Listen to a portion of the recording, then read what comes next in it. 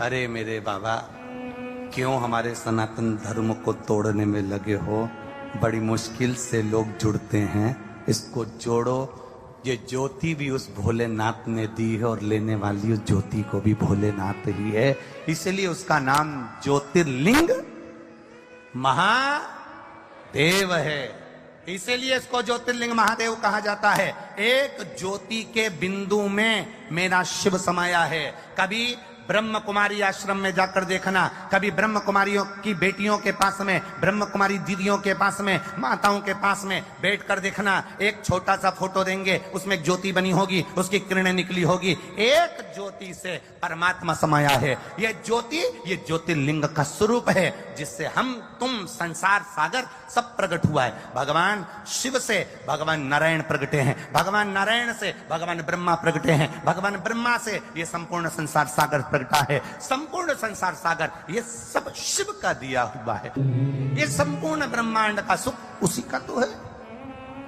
हमारा सुख है कहां? कहां है? ये तो उसकी पहचान है। अरे तुझ में राम, मुझ में राम, सब में राम समाया है।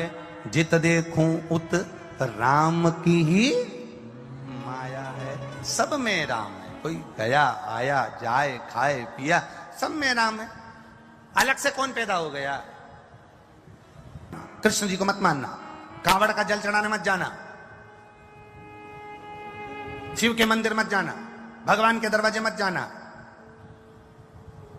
मेरा निवेदन है, जो कहते हैं मंदिर मत जाओ, राम मंदिर मत जाओ, कृष्ण मंदिर मत जाओ, शिव के मंदिर मत जाओ, यहां मत जाओ, वहां मत जाओ, उनसे कहना तू मर के ऊपर मत जाना।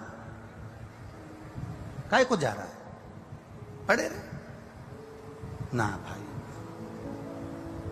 गंगा जी के घाट पर जाकर बैठ जाओ। इस व्यासपीठ ने आज तक नहीं कहा कि नर्मदा के घाट पर जाकर बैठ जाओ। इस व्यासपीठ ने आज तक नहीं कहा कि अपना घर छोड़ो, परिवार छोड़ो, कुटुंब छोड़ो, रिश्ते छोड़ो, नाते छोड़ो। हम किसी को छोड़ने की बात नहीं करते। हम तो एक ही बात करते हैं, घर में रहो। लड़ाई भी हो जाए घर में तो भी छोड़कर मत जाओ। कितनी भी पति से तुम्हारा लड़ाई हो जाए, पति से कितना झगड़ा हो जाए, सास से कितनी भी लड़ाई हो जाए, घर मत छोड़ना। वो कितना ही के तू अपने बाप के घर जा, नहीं जाऊं और यहीं बैठूंगी, जा। पति के तेरे को मैं पकड़ के तेरे घर छोड़ जाऊंगा, पति इतने में कहते नहीं जाऊंगी, यहीं रहूंगी, जा। और अंदर जाओ, रसोई घर में कितना भी झगड़ा हो, आटे को अच्छी लपक के उसनो, क्योंकि तुम किसी को उसन तो सकती नहीं है, तो आटे पे अपना दम लगा लो। और आटे को दम के उसन के अच्छा देसी घी का 4 पराठा बना के टेबल पे रख के बढ़िया चकाचक खाओ। वो गाली बके बकने तो आग लगे बस्ती में, अपन रे मस्ती में खाओ चक से। काय को जाए? वो के जा, नहीं जाऊं, यहीं छाती पे मूंग धनु पर नहीं जाऊं, जा, नहीं जाऊंगी। जरा जरा सी बात में लड़के इतना बड़ा फैलाना मत कर लेना कि मैं मर जाऊंगी ना, आज के बाद तुम्हारा मुंह नहीं देखूंगी। तुम तो यूं कहो कि मैं खूब रोटी खाऊंगी पर तुम्हारी छाती पे मुंह दलूंगी। नहीं जा, नहीं जा। काय को जाए हम घर छोड़ के? कई गुरुजी हम बड़े दुखी हैं, इसलिए हम सुसाइड करने जा रहे हैं, हम मरने जा रहे हैं। हमने कहा कैसे मरोगे, कोई प्लानिंग है? तो के पंखे में रस्सी बांध के लटक जाएंगे। हमने कहा ये तो ओल्ड फैशन है, क्यों न्यू फैशन निकालो? तो के हम दवाई खा के मर जाएंगे। हमने कहा ये भी ओल्ड है। हम पानी में डूब के मर जाएंगे। हमने कहा ये भी ओल्ड है। ट्रेन के नीचे मर जाए, हमने कहा ये भी ओल्ड है। गाड़ी के नीचे आ जाए, हमने कहा ये भी ओल्ड है। कोई न्यू फैशन निकालो, क्योंकि जैसे नए नए कपड़े की डिमांड आती है, नई नई कपड़े आते हैं, नई नई फैशन आती है, तो मरने का भी प्लानिंग नया करो।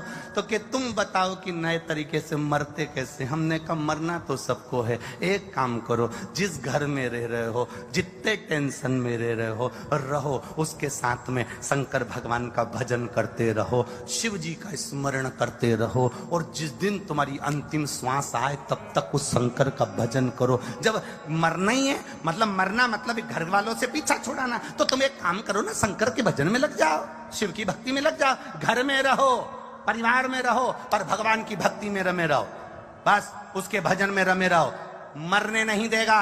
मेरा महादेव के ऊपर जो 1 लोटा जल चढ़ाता है, जिस हाथ से उसने शंकर पर पानी चढ़ाया है, जिस हाथ से उसने शिव का ऊपर जल चढ़ाया है, वो जल का हाथ मेरा महादेव पहली बार में पकड़ लेता है। मेरा महादेव पहली बार में पकड़ लेता है, उसको डूबने नहीं देता, उसको मरने नहीं देता, उसको पार लगा देता है। वो शिव तत्व है मेरा, वो ओघड़ी है मेरा, वो शंकर है मेरा, जो तुम्हें डूबने ना दे, जो तुम्हें मरने ना दे।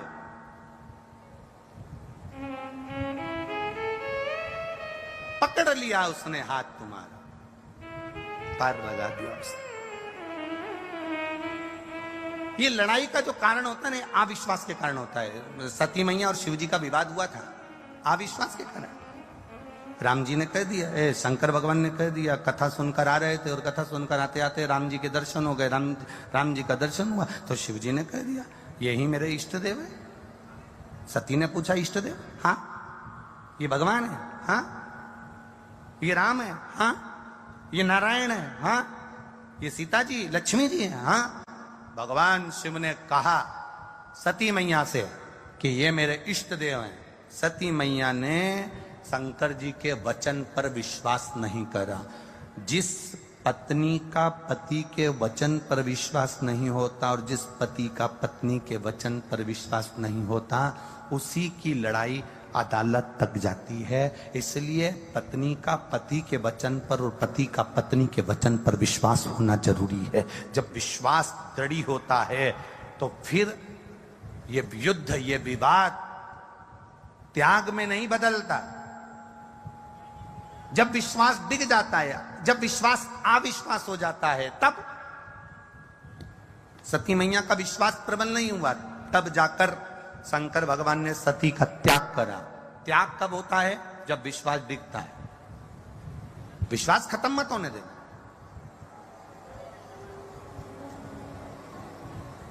भरोसा खत्म नहीं होना चाहिए। अगर भरोसा खत्म हो गया, विश्वास खत्म हो गया, तो परमात्मा नहीं मिल पाता। इस व्यासपीठ से हमने तो आपको कह दिया कि शंकर जी पे जल चढ़ाओ, शिव जी सब संभाल लेगा। मालूम पड़े 2-4 महीना, 3 महीना, 5 महीना चढ़ाया और उसके बाद तुम्हारा विश्वास डिग गया, कोई आ गया, किसी ने कह दिया कहां सीवर वाले महाराज के चक्कर में पड़े हो, चलो मैं तुमको ऐसी जगह लेकर चलता हूं, वो महाराज जी बस ऐसी बूटी घुमाते हैं और हंडा निकाल कर दे देंगे, तुम्हारा काम सफल कर देंगे ना।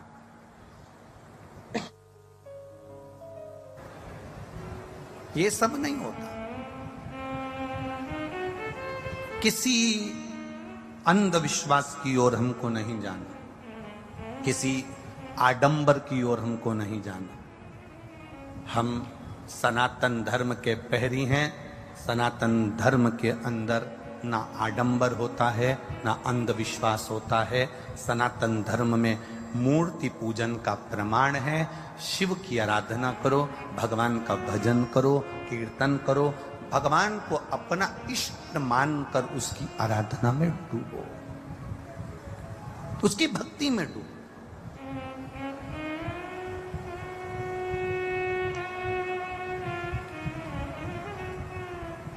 वो कहे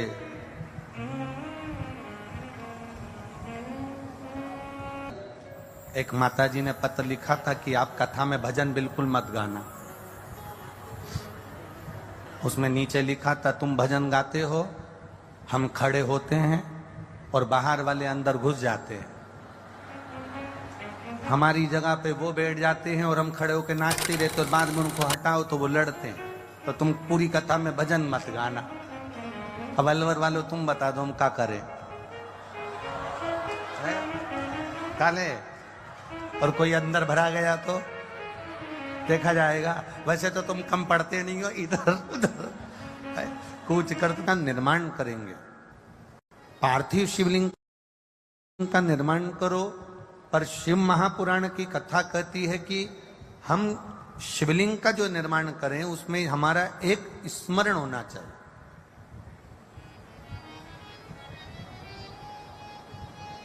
बहुत बड़े शिवलिंग का निर्माण हमें नहीं करना। थोड़ी सी मिट्टी लाकर अपने हाथ को जैसे थाली में रख लेते हैं और इस अंगूठे को बड़ा कर लेते हैं, बस इन आकृति से बड़ा शिवलिंग हमारे आराधना में हम अर्थात अपने पार्थिव लिंग का निर्माण ना करते हुए बस इतना बड़ा शिवलिंग का निर्माण कर कर उसकी हम आराधना करें। कितना सुंदर कहा। घर के अंदर जो शिवलिंग होता है वो 4 उंगल का होना चाहिए, अर्थात बस इससे बड़ा शिवलिंग हमारे घर के अंदर ना होते हुए जितना छोटा हो जाए, जितना छोटा होते चले जाए, और छोटा, जितना छोटा शिवलिंग होता है उतना हमें जीवन का एक आनंद की अनुभूति कराता रहता। प्रयास करो। शंकर भगवान के मंदिर में जब हम जाएं, शिवालय में जब हम पहुंचे,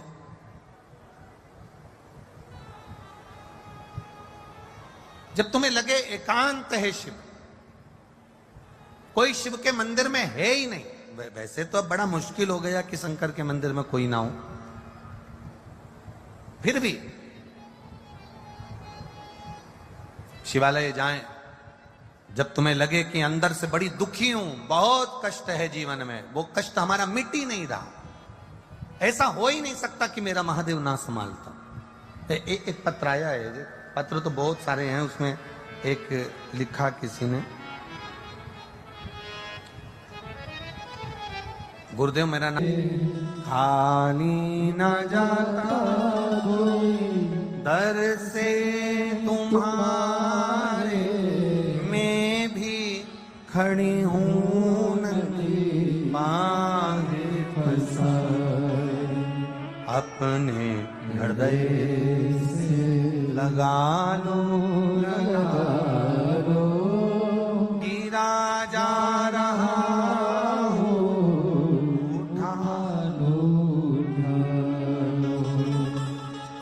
अविरल भक्ति आपको शिव के करीब लेकर जाती है।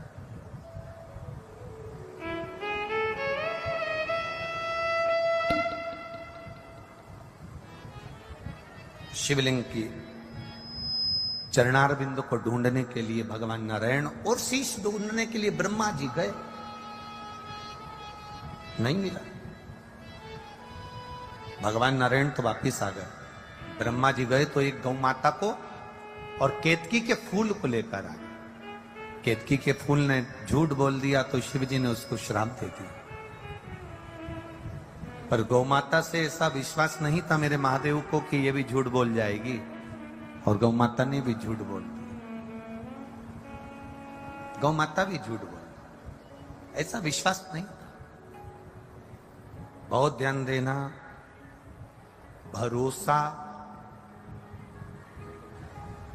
कोई दूसरा नहीं तोड़ता, भरोसा कोई दूसरा नहीं तोड़ेगा,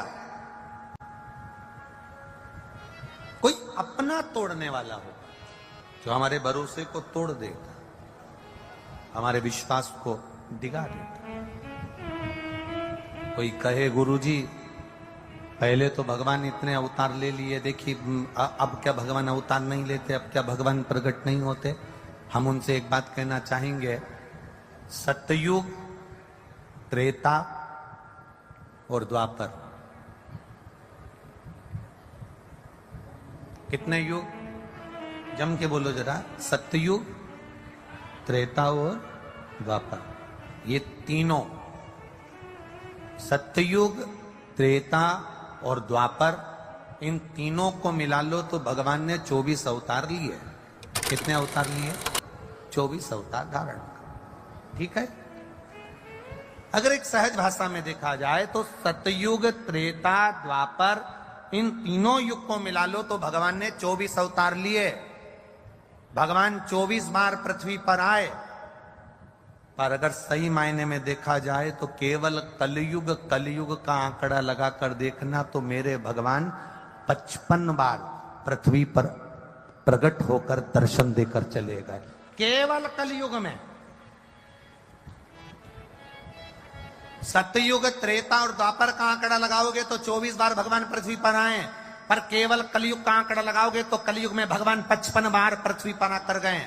रामकृष्ण परमहंस के लिए कई बार आए, संत तुकाराम जी के लिए कई बार आए, मीराबाई के लिए कई बार आए, चैतन्य महाप्रभु जी के लिए कई बार आए, श्रीमद वल्लभाचार्य जी के लिए कई बार आए, रामानुजाचार्य जी के लिए, महाराज जी के लिए कई बार आए, श्री निम्बार्काचार्य जी के लिए भगवान कई बार आए।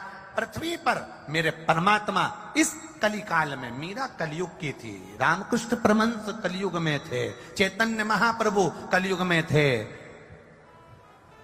संत तुकाराम कलयुग में थे, ये सब कलयुग के थे। सतयुग, त्रेता, द्वापर का आंकड़ा मिलाओ तो 24 बार भगवान पृथ्वी पर आए हैं, पर कलयुग का आंकड़ा मिलाओ तो 55 बार भगवान पृथ्वी पर आकर गए हैं। सबसे ज्यादा मेरा भगवान अगर पृथ्वी पर आया तो कलयुग में आया। क्यों? क्योंकि भगवान को मालूम है कि कलिकाल घोर कुठार है, यहां लोग ताना देते हैं तो लोगों का हृदय दुख जाता है, अपशब्द कहते हैं तो दिल दुख जाता है, किसी ने कुछ कह दिया तो दिल दुख जाता है। मीराबाई को कितना कितना कहा, राणा जी ने कितना कहा, संबोधन कितने दिए, जहर का प्याला भेज दिया, सांप का पिटारा भेज दिया, कितने कितने शब्दों से उसको कहा गया।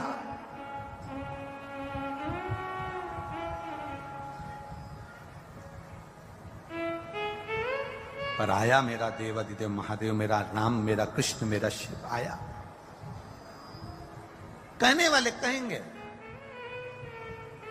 और बहुत ध्यान रखना, सतयुग, त्रेता, द्वापर को मिलाओगे तो 24 बार भगवान पृथ्वी पर आए हैं। कलयुग का आंकड़ा निकालोगे तो 55 बार भगवान पृथ्वी पर चरण पकड़कर रख लोगे तो 56वीं बार भगवान तुम्हारे लिए पृथ्वी पर आ सकते हैं। ये निश्चित है, वो आएगा। मेरे भोले तेरा सहारा है, मेरे भोले तेरा सहारा है, मेरी नैया का तू किनारा है, मेरी नैया का तू किनारा है। आप करो शिव की आराधना, आप करो भगवान शंकर का भजन, आप करो शिव की अर्चना, वो देता है। और क्या देगा ये हमको भी नहीं मालूम, क्या प्रदान करेगा ये हमको नहीं मालूम।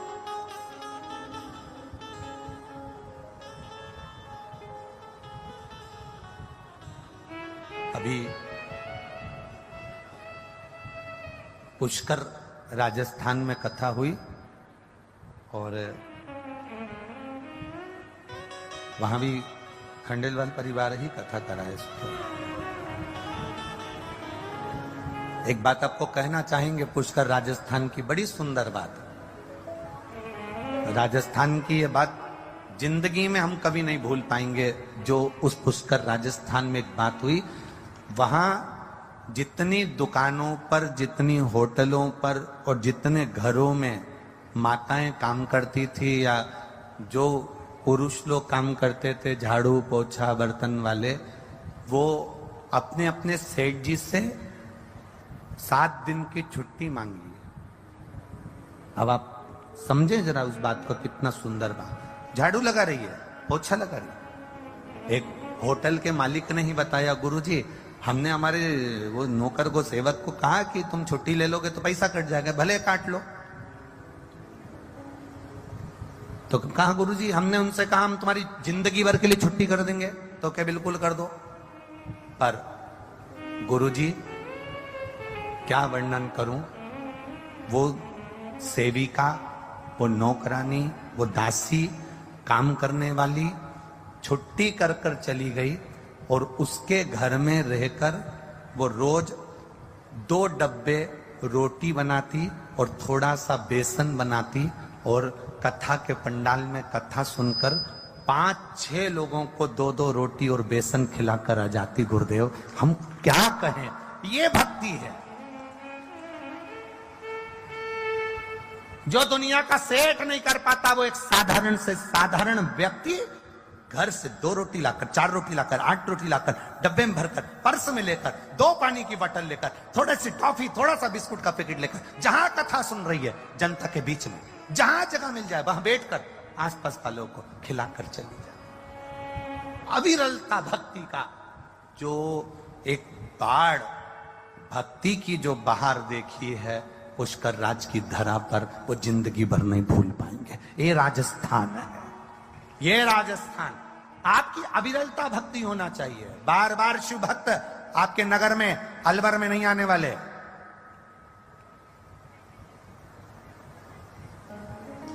ये अविरल भक्ति बार बार नहीं मिलने वाली। बहुत होगी भागवत कथा, बहुत होगी राम कथा, बहुत होंगे यज्ञ, बहुत होंगे अनुष्ठान, पर शिव महापुराण मिलना वो भी सावन के महीने में।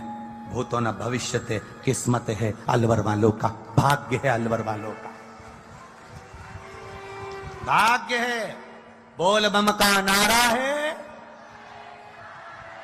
ये भाग्य है आपका।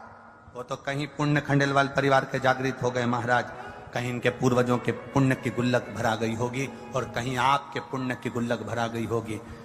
जितने लोग प्रशासनिक अधिकारी यहाँ लगे हुए हैं, प्रशासन वाले लगे हैं, पुलिसकर्मी लगे हैं, डॉक्टर लगे हैं, आपने जिंदगी में कहीं पर भी नौकरी करी हो, यहाँ जो तुम सेवा कर रहे हो यहाँ सरकार की नहीं, यहाँ भोलेनाथ की सेवा कर रहे हो, लिख के रखना कि तुम्हें 3 महीने में बाबा क्या देगा। ये नौकरी खाली नहीं जाती है, ये नौकरी खाली नहीं जाती है। दूसरी जगह लगे होगे वो तनख्वाह वो देगा, पर यहाँ की तनख्वाह तो मेरा महादेव जो देता है वो 3